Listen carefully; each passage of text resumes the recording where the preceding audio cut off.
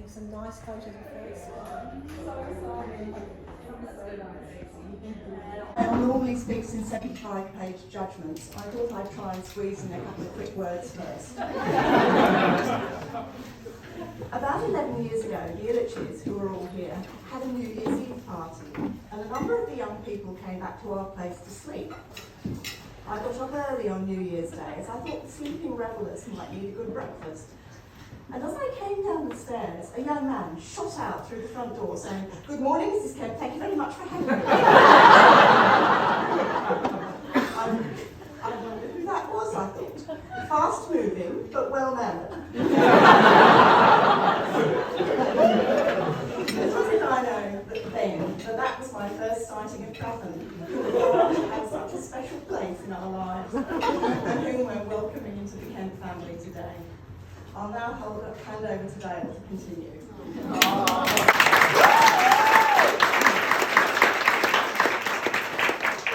Thank you. As the father of the bride, I had the honour of making what I thought was the first toast at Elizabeth and Pratham's wedding reception. I'd like to first welcome all of the family and friends of both Elizabeth and Pratham, and with a special welcome to Pratham's parents, Verinda and Ravi, and their family and friends. I'd like to also thank Nikki Sinik for her officiating at today's wedding ceremony. There are many funny and touching moments from Elizabeth's childhood, adolescence and adult years, which I could spend some time in relaying. But Elizabeth has imposed an extraordinarily tight time limit on me. In light of that, I would just like to say that of all of those events, which I have experienced with my wife Stephanie, have led to the production of this wonderful woman that Elizabeth is, and as clearly accepted by Pratham today. I'd also like to acknowledge all of Stephanie's input into raising Elizabeth to be the beautiful woman she is.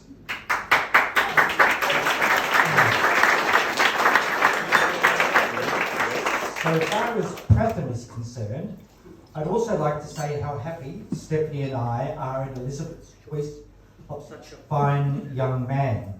As Rowan Atkinson said in his speech as the father of the bride, his daughter could not have chosen a more delightful, charming, witty, wealthy, let's not deny it,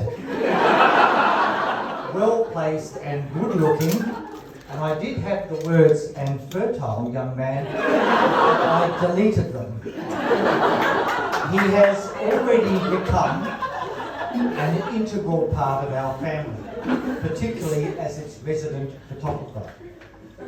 Both Verinda and Ravi should be very proud of their efforts in producing a wonderful son in Pratham, and we very much welcome him and them into our family. Now, just before I had to deliver my last speech, just under a month ago, which was in Miami at the International Bar Association, my wife said to me, "Have you got your PowerPoint slides ready?" To which I answered, "I didn't do any." "Oh," she said in a very disappointing tone, "good luck then." So I thought I'd better do something better this evening. So if technology assists me, Elizabeth wanted me to talk about dinosaurs. So in the beginning there were dinosaurs, and dinosaurs roamed the earth for about 165 million years. That was until the meteorite hit, causing an ice age and their extinction about 65 million years ago at the end of the Cretaceous period. Oh my goodness, I digress. Elizabeth told me to keep this short, 5 minutes, and I've got 65 million years to cover. I'm also concerned that I have now morphed into my wife's uncle, Uncle Tony, who was a reader in geology at Durham University, who spoke at our wedding in 1988, and in particular about the Jurassic period. At least I'm following in some weird family tradition in paying homage to my wife's family. Not that they were or are dinosaurs. By way of further tradition, I'd like to thank Ian Palmer, the former Bishop of Bathurst, for his blessing today, noting that he officiated at my marriage to Stephanie some 34 years ago. So finally I come to the next slide, and as you can see the progression of humanity. There's a little bear. And the next slide is the importance of parenting orders. And here it is, Pratham Elizabeth. At Elizabeth's recent hen party, she and a remotely recorded Pratham were each asked who would Elizabeth save other than Pratham if there was a fire in the house. And relevantly, both Pratham and Elizabeth came up with the same answer. And that answer was Teddy. Teddy has also been described as a bear of international adventure. You can see he's been in Elizabeth's life for a long time. I think I've circled the pictures of the bear. Given that both Pratham and Elizabeth reached agreement about Teddy, I'm satisfied that there was adequate communication and an ability to co-parent between them. One could say that the presumption as to equal shared parental responsibility had been met. There is, however, one jurisdictional issue so far as parenting orders are concerned, and that is, at last count, Teddy must be at least 31 years old, and therefore an adult bear. Leaving that issue aside for the moment, the question is, who remains to be Teddy's primary carer? Now, no doubt Teddy has cared for Elizabeth for 31 years, but has Elizabeth cared for Teddy? Well, the answer is not well. Pratham, take note. She threw him out of the pram at Taronga Zoo, threw him out on the road in Raglan Street, threw him on the floor of Alison and Bill's home in Gloucester, they're here tonight, where a cleaner picked him up, placed him at the very bottom of a basket surrounded by other toys with dubious personality issues, some few hours before we would leave to go to the airport. She left him, would you believe, within the dirty laundry at Queen Anne's School for 2 months when she went on a top-deck bus tour of Europe. And she spent many years twisting him by way of bodily contortions around her sucking thumb. All of the above quite traumatising to a bear of very frail disposition and now advanced age.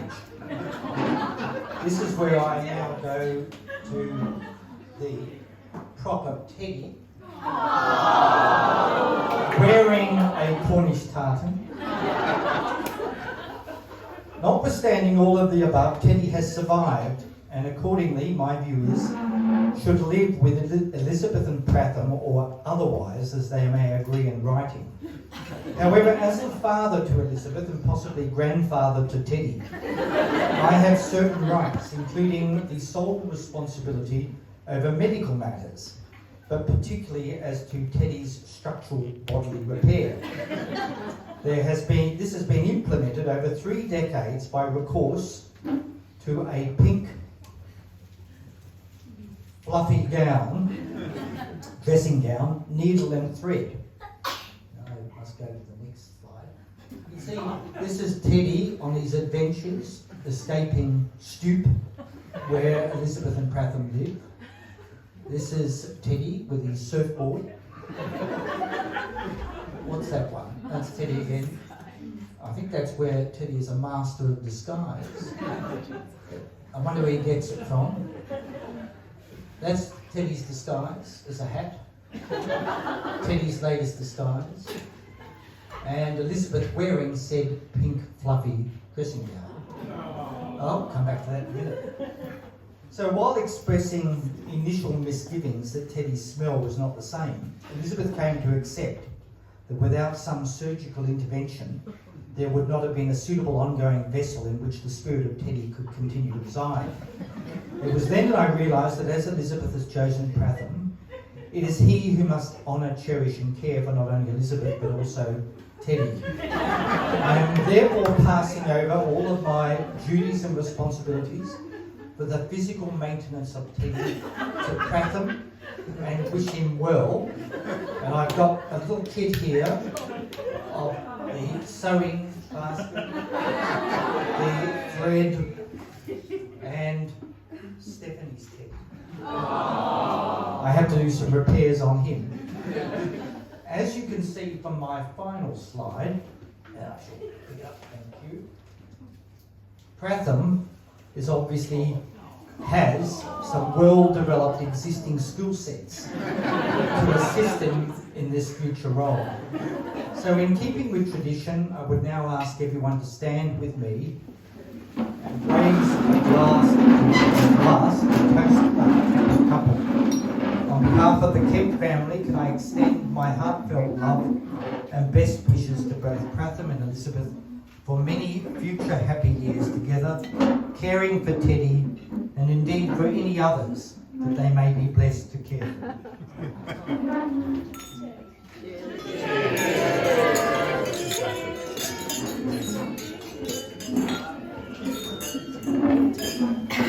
Mentioned to me that I should prepare a speech, and then he laid some stipulations stating that make it funny, and you only got 5 minutes to speak. So I said to him, isn't it funny enough that I've been requested to speak? I'm usually told to shut up. They say, if you're wrong and you shut up, then you're wise. But if you're right and you shut up, then you're married.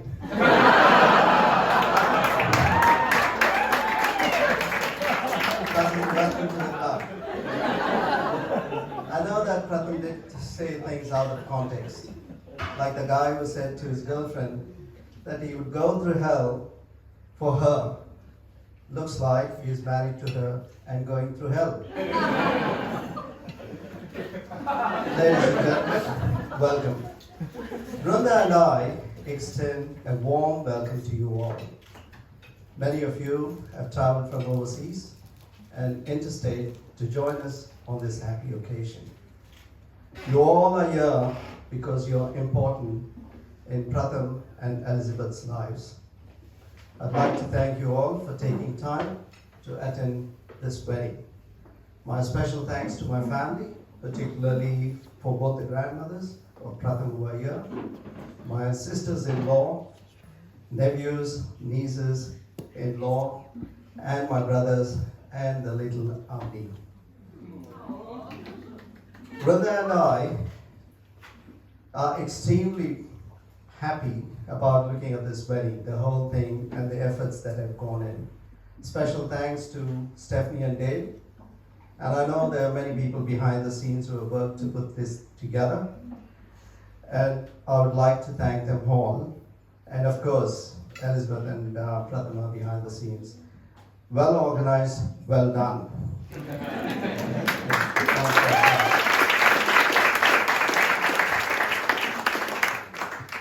Pratham, your mom and I have continued to be in this blissful state since the day you were born.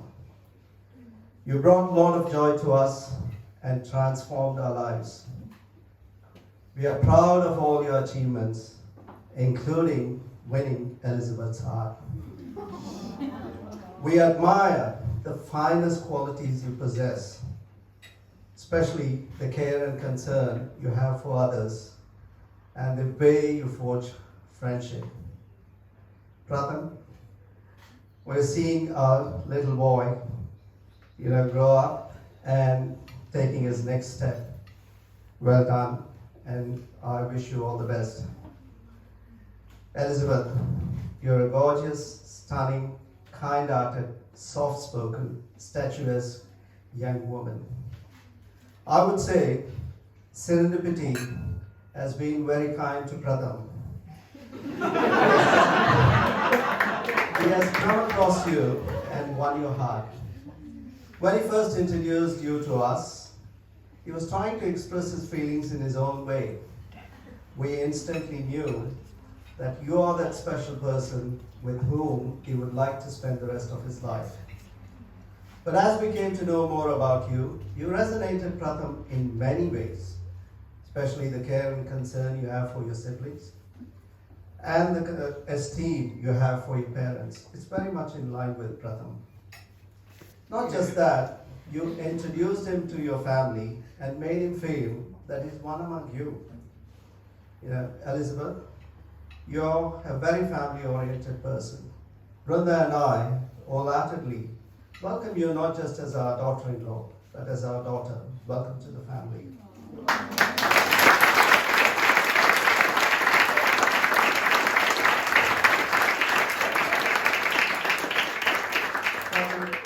Pratham and Elizabeth, I don't have much advice to you because you're grown-up adults and you're very sensible people. But nonetheless, I would like to say this. As you travel through your journey of life, try to enjoy life to the fullest. Try and communicate with one another to the best you can. And also bear in mind not to stress of things, because life is a mystery to be lived and it's not a problem to be solved. So once you understand the secret of life, life is going to unravel the most beautiful things to you. I wish you both a very happy, prosperous, and married life. Stephanie and Dave, you have 3 wonderful children in whom you have inculcated great values. Brenda and I are extremely happy to have you as our extended family, and thank you for accepting us. With that, may I request everyone to once again raise a toast. Have something in your glasses, please, and could you raise for a happy, prosperous, and married life to